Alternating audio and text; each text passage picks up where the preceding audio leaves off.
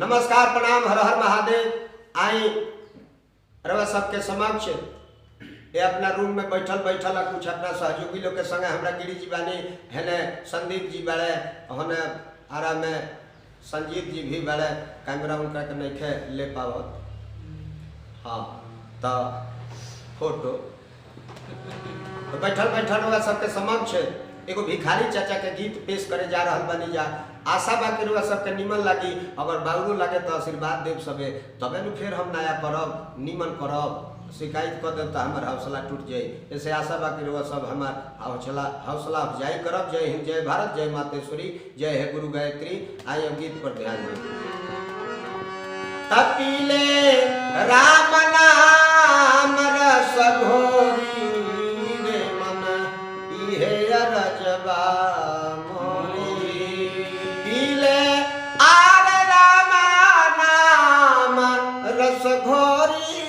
रे मन इहे रजबा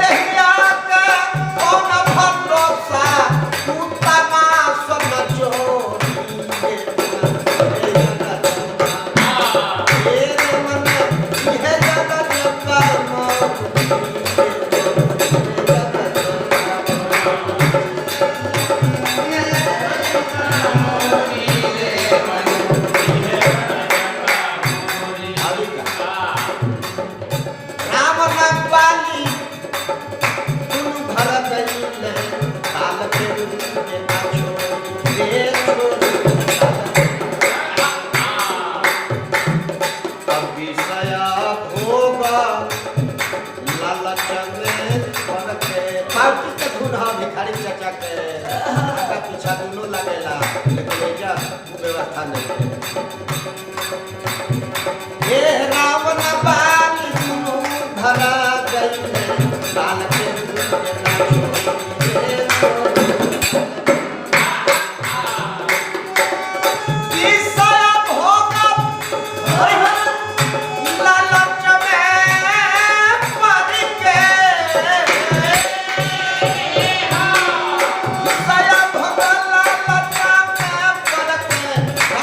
Bye.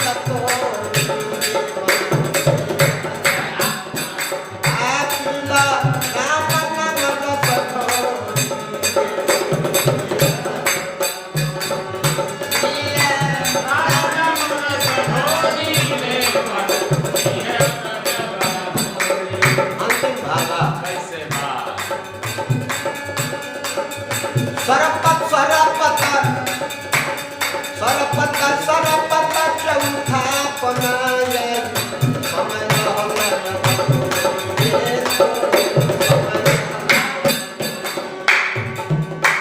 पहले भिखारी सुख जे चाह